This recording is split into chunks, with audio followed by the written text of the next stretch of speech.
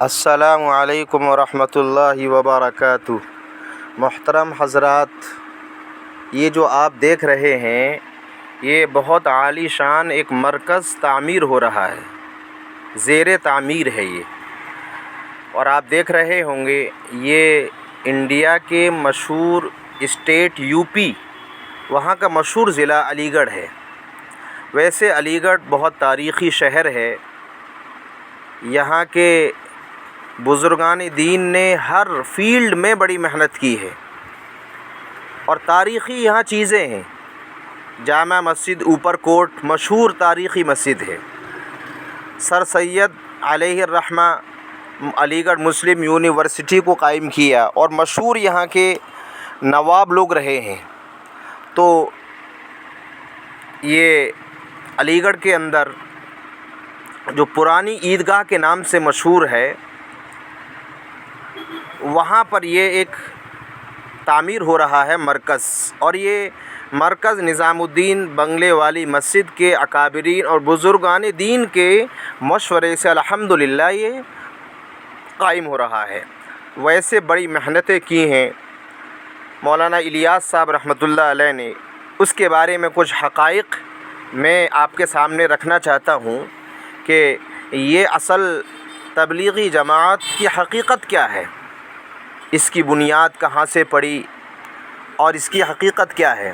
یہ علی گڑھ کا جو مرکز تعمیر ہو رہا ہے، دکھانے کا مقصد یہ ہے کہ ہم سب دعا کریں اللہ تعالیٰ اس کو کامیاب فرمائے، اور اس کی جو تعمیر ہو رہی ہے اس کو مکمل فرمائے۔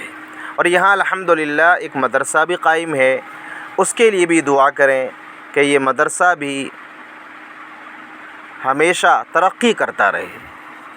السلام علیکم۔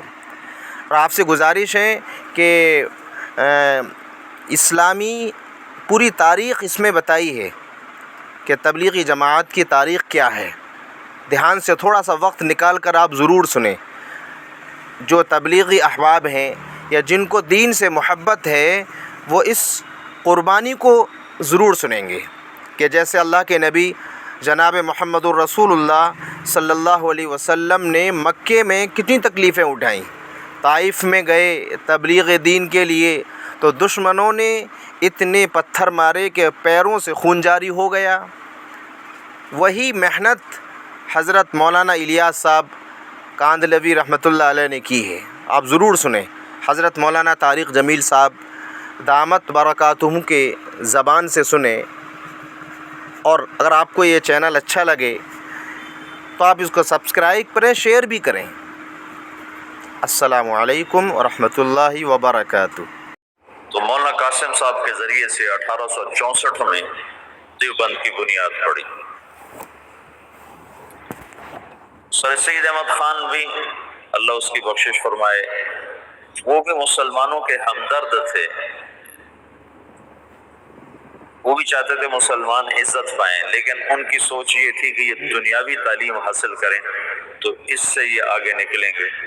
تو اس سوچ پر انہوں نے 1875 میں علی گڑھ میں اسکول کی بنیاد رکھی۔ یہ دونوں حضرات مولانا مملوک علی کے شاگرد ہیں دلی میں۔ 1880 میں مولانا الیاس صاحب پیدا ہوئے ہیں۔ ان کے والد مولانا اسماعیل صاحب رحمۃ اللہ علیہ یہ صدیقی خاندان سے تھے، ان کی والدہ بھی صدیقی خاندان سے ہیں۔ یہ مظفر نگر کے تھے، والدہ کاندلہ کی تھی، یہ دوسری شادی سے تھے۔ نظام الدین میں ایک مغلوں کی عمارت بنی ہوئی ہے، 64 کھمبا اس کو کہتے ہیں، 64 کھمبا۔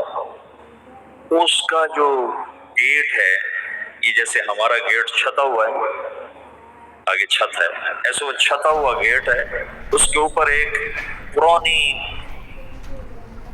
برادری سی تھی، اس میں وہ رہا کرتے تھے مولانا اسماعیل صاحب، مولانا الیاس صاحب کے والد۔